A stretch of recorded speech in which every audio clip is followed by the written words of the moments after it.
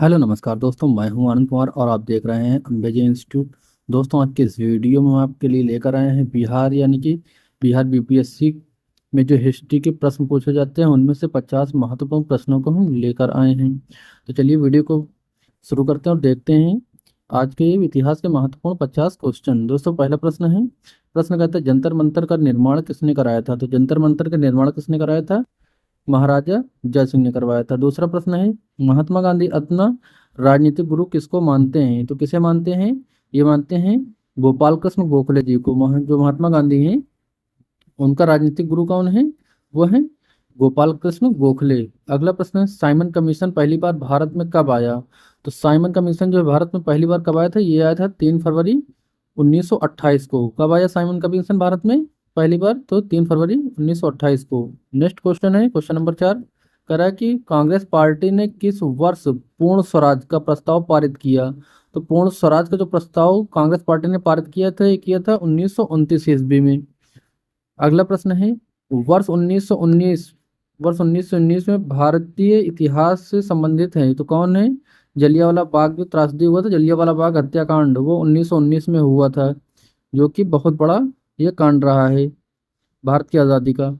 Next question है, वंदे मातरम जो गीत है ये किसकी रचना है? तो ये बंकिम चंद्र चटर्जी की है। वंदे मातरम किसका गीत है? ये बंकिम चंद्र चटर्जी जी का है। अगला प्रश्न है, अगला अलग जो पाकिस्तान का देश बनना था वो आंदोलन का नेतृत्व किसने किया था? मतलब अलग जो पाकिस्तान की मांग रखी गई वो किसके द्वारा रखी गई थी? तो ये मोहम्मद अली जिन्ना के द्वारा पाकिस्तान की मांग रखी गई थी कि अलग देश उसे बनाया जाए। अगला प्रश्न है, भारतीय राष्ट्रीय कांग्रेस की स्थापना कब हुई? तो हुई थी 1985 में। आप सभी को याद ही होगा कि भारतीय राष्ट्रीय कांग्रेस की नींव जो रखी गई थी वो 1885 ईस्वी में रखी गई थी। अगला प्रश्न है, कौन से प्रसिद्ध भारतीय नेता को सीमांत गांधी के रूप में जाना जाता है? तो सीमांत गांधी के रूप में किसे जाना जाता है? खान गफ्फार खान या खां अब्दुल गफ्फार खां जी को, ये इनको जाना जाता है सीमांत गांधी के नाम से। अगला प्रश्न है, द्वितीय विश्व युद्ध के समय ब्रिटेन का प्रधानमंत्री कौन था? तो द्वितीय विश्व युद्ध के समय ब्रिटेन का जो प्रधानमंत्री था वो कौन था? ये था विंस्टन चर्चिल। द्वितीय विश्व युद्ध जब हुआ था उस समय जो ब्रिटेन का प्रधानमंत्री था वो था विंस्टन चर्चिल। अगला प्रश्न है, टीपू सुल्तान ने अपनी राजधानी कहाँ बनाई? तो ये श्रीरंगपट्टनम में बनाई थी। टीपू सुल्तान ने अपनी राजधानी जो है श्रीरंगपट्टनम को बनाई थी। अगला प्रश्न है, इंडियन विंस फ्रीडम के लेखक कौन है?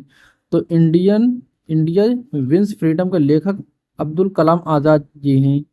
अगला प्रश्न है, लाइफ डिवाइन नामक पुस्तक के लेखक कौन है? तो लाइफ डिवाइन जो पुस्तक है इसके लेखक हैं अरविंद घोष। अरविंद घोष जी जो थे इन्होंने भी शिक्षा में एक बड़ा योगदान दिया था, इसलिए इनका नाम जरूर आता है। इन्होंने भी शिक्षा में बहुत बड़ा कदम रखा था, बहुत बड़ा राजनीतिक में भी नाम रहा है और शिक्षा के क्षेत्र में भी अब्दुल कलाम जी का नाम रहा है, इसलिए इनका भी नाम आता है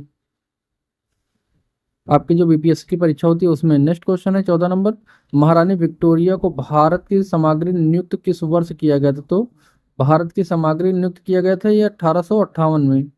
अगला प्रश्न है, कला की गंधार शैली किसके शासनकाल में फली फूली? जो कला की गंधार शैली रही है ये कुषाणों के समय में फूली फली है। अगला प्रश्न है, सिंधु सभ्यता किस काल में पड़ता है? तो सिंधु सभ्यता है ये रहा प्रागैतिहासिक काल का हिस्सा रहा है। अगला प्रश्न है,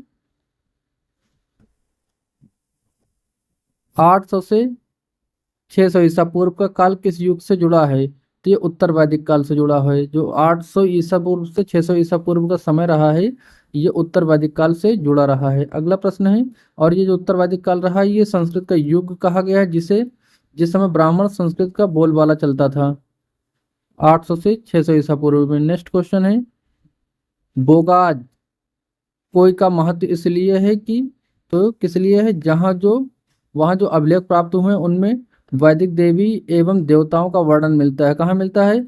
बोगाज में। बोगाज में जो है जो बोगाज के अभिलेख प्राप्त हुए हैं उनमें वैदिक देवी देवताओं का वर्णन मिलता है। अगला प्रश्न है 19 नंबर प्रश्न, कर गायत्री मंत्र किस पुस्तक में लिखा मिलता है? तो गायत्री मंत्र जो है ये आपका जो ऋग्वेद है इसमें लिखा मिलता है, और सबसे पुराना वेद भी यही है। नेक्स्ट है, संगम युग जो संगम युग रहा है उसमें उइरुर किसके लिए विख्यात है? तो ये कपास के व्यापार के लिए एक महत्वपूर्ण केंद्र रहा है। अगला प्रश्न है, आजीवक संप्रदाय के संस्थापक कौन रहे हैं? तो आजीवक संप्रदाय के संस्थापक रहे हैं मखली गोशाल। मखली गोशाल जो रहे हैं ये आजीवक संप्रदाय के संस्थापक रहे हैं। अगला प्रश्न है, प्रश्न कहता है कि भागवत संप्रदाय के विकास में किसका देन अत्यधिक रहा है? तो ये रहा है गुप्त शासक काल का। अगला प्रश्न है, किस अभिलेख से यह साबित होता है कि चंद्रगुप्त का जो प्रभाव रहा है वो पश्चिम भारत पर फैला हुआ था? पश्चिम भारत तक किस मतलब किस अभिलेख में बताया गया है? तो ये रुद्र दामन का जूनागढ़ अभिलेख से मिलता है कि जो चंद्रगुप्त मौर्य थे इनका जो साम्राज्य था ये जो है दक्षिण भारत तक फैला हुआ था। ये अगला प्रश्न है 24 नंबर का, केवल वह स्तंभ जिसमें अशोक ने शिवम को मगध का सम्राट बताया है? तो ये भाब्रू स्तंभ जो रहा है, भाब्रू स्तंभ में अशोक ने खुद को मगध का सम्राट बताया हुआ है। अगला प्रश्न है, उस स्रोत का नाम बताइए जो प्राचीन भारत के व्यापारिक मार्गों का मौन है? तो यह है मिलिंद पाहो। मिलिंद पनाहो जो रहा है ये व्यापारिक मार्गों पर मौन रहा है। अगला प्रश्न है, किस वंश में मंदिरों एवं ब्राह्मणों में सबसे अधिक ग्राम अनुदान दिए गए थे? तो ये गुप्त वंश में। गुप्त वंश में जो है गुप्त वंश में मंदिरों एवं ब्राह्मणों को सबसे अधिक जो है ग्राम अनुदान में दिए गए थे। किस वंश में? गुप्त वंश में। अगला प्रश्न है, किस काल में अछूत की अवधारणा स्पष्ट रूप से उद्धृत हुई? तो ये उत्तर वैदिक काल में। अगला प्रश्न है, भारत में मोहम्मद गौरी ने किसको प्रथम इक्ता प्रदान किया था? तो ये शमसुद्दीन इल्तुतमिश को। शमसुद्दीन इल्तुतमिश को मोहम्मद गौरी ने सर्वप्रथम एकता प्रथा प्रदान की थी। अगला प्रश्न है, किस सुल्तान के काल में खालसा भूमि अधिक पैमाने में विकसित हुई थी? तो अलाउद्दीन अलाउद्दीन खिलजी के काल में खालसा भूमि की पैमाने खालसा भूमि जो थी वो अधिक पैमाने में विकसित हुई थी। 30 नंबर का प्रश्न है, कह रहा सल्तनत काल में जो सिक्के थे वो टाका ससगानी एवं शीतल किन धातुओं से बने थे? तो ये जो टका थे सल्तनत काल के सिक्के सिक्के कौन कौन से थे सल्तनत काल के? तो ये था टका था, ससगानी था और शीतल। ये सभी जो सिक्के थे ये चांदी और तांबा के बने हुए थे सल्तनत काल में। अगला प्रश्न है, बारहमासा ये किसकी रचना है? या फिर बारहमासा की रचना किसने किया? तो मलिक मोहम्मद जैसी ने किया है। किसने किया है बारहमासा की रचना? मलिक मोहम्मद जैसी जी ने।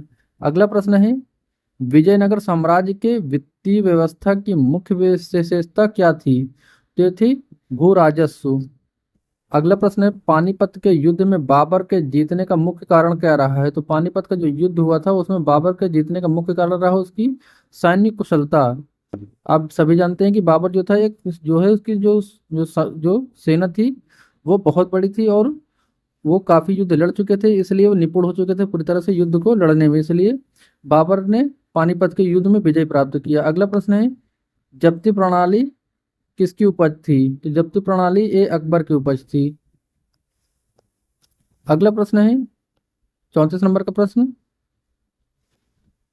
प्रश्न क्या कहता है?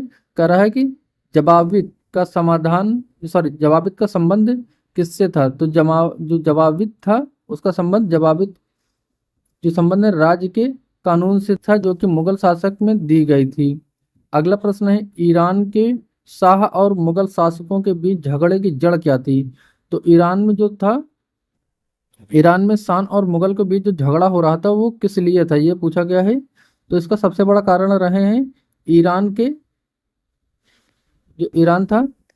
के शाह और मुगल शासकों के बीच झगड़े की जड़ कंधार था। क्या था? जो कंधार था वो था, यह बाबर के समय से ही लगातार संघर्षित क्षेत्र रहा है। कंधार अकबर के शासनकाल तक मुगल साम्राज्य का हिस्सा था, परंतु जहांगीर के समय की एक प्रमुख घटना है कि कंधार भारत के हाथों से निकल गया था और 1622 ईस्वी में ईरान के शाह अब्बास फर्स्ट ने, जो कि जहांगीर का मित्र शासक भी था, उसने जो कंधार पर कब्जा कर लिया था और जहांगीर के काल में स्पष्ट रूप से कंधार मुगलों के हाथों से निकल गया था। तो ये भी पूछता है कंधार किसके शासन काल में जो है भारत से निकल गया था, या फिर जो है ये शासक थे उनके हाथों से कब निकला।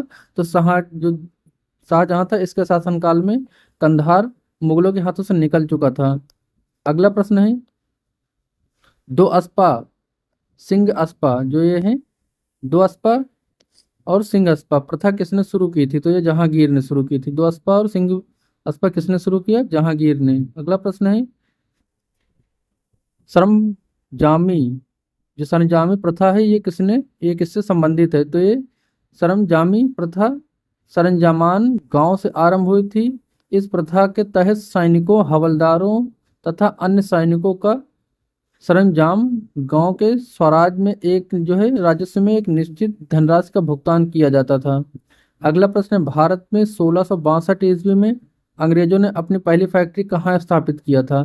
तो जो 1612 ईस्वी में था, भारत में अंग्रेजों ने पहली फैक्ट्री जो स्थापित की थी, ये गुजरात के सूरत में स्थापित की थी। कब की थी, 1612 ईस्वी में। अगला प्रश्न है, महाराष्ट्र में रामोशी कृषक जत्था किसने स्थापित किया था। तो वासुदेव बलवंत फड़के ने स्थापित किया था। अगला प्रश्न है, 1878 का वर्नाकुलर प्रेस एक्ट किसने रद्द किया था। तो ये किसने रद्द किया था, ये लॉर्ड रिपन ने रद्द किया था। 1878 का वर्नाकुलर प्रेस एक्ट जो है ये लॉर्ड रिपन ने रद्द कर दिया था। अगला प्रश्न है, अमेरिका में फ्री हिंदुस्तान अखबार किसने शुरू किया था। तो ये तारकनाथ दास ने फ्री हिंदुस्तान नामक अखबार जो है अमेरिका में शुरू किया था। अगला प्रश्न है, गदर क्रांति छोड़ने का सबसे महत्वपूर्ण कारण क्या था। तो गदर क्रांति जो है छोड़ने का सबसे महत्वपूर्ण कारण रहा है कि ये कोमागाता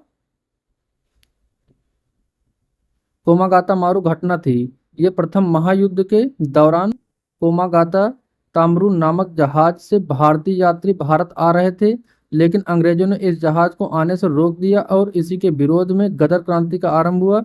इन अंग्रेजों ने जो ये जहाज वापस आ रहे थे, इसमें सैनिक थे जो कि विद्रोह के लिए गए थे, लेकिन वहां से इनको जब पता चल गया अंग्रेजों को कि इस जहाज में सैनिक है, तो इन्होंने भारत के जो जहां पर जहाज रुक रहा था वहां उसको रुकने ही नहीं दिया और सारे जो सैनिक थे उनको मार दिया था। इसी कारण ये घटना हुई थी। अगला प्रश्न है, किस अधिवेशन में होम रूल समर्थक अपनी राजनीति की शक्ति का सफलतापूर्वक प्रदर्शन कर सके थे। तो ये था 1916 का लखनऊ अधिवेशन। कौन सा था, ये 1900 कांग्रेस का 1916 का लखनऊ अधिवेशन था। अगला प्रश्न है, इंडियन अरेस्ट के लेखक कौन है। तो इंडियन अनरेस्ट के लेखक वैलेंटाइन सिरोल थे। अगला प्रश्न है, 1917 से 18 के बीच में अहमदाबाद में गांधी द्वारा चलाए गए सत्याग्रह में किससे संबंधित था। तो ये औद्योगिक कर्मी से संबंधित था। अगला प्रश्न है, 1920 की खिलाफत समिति की सभा किस शहर में उत्पन्न हुई थी। तो ये इलाहाबाद में उत्पन्न हुई थी। 1920 की खिलाफत समिति की सभा कहाँ उत्पन्न हुई, तो इलाहाबाद शहर में उत्पन्न हुई थी। अगला प्रश्न है, अवध के एका आंदोलन का उद्देश्य क्या था। तो यह था जमींदारों के अधिकार की जो है रक्षा करना था। अगला प्रश्न है, नाई धोबी बंद समाज बायकॉट का एक रूप से जो 1919 में हुआ था किसानों द्वारा प्रतापगढ़ जिले में चलाया गया था। यह पूछता है कि नाई धोबी बंद जो है ये कहाँ पर चलाया गया था और क्यों चलाया गया था। तो सामाजिक बायकॉट के रूप में अंग्रेजों के विरुद्ध चलाया गया था कि इसमें जो जो नाई धोबी सब थे ये अंग्रेजों के काम नहीं करेंगे। नाई ना तो अंग्रेजों के बाल काटेंगे, ना धोबी उनके कपड़े धुलेंगे।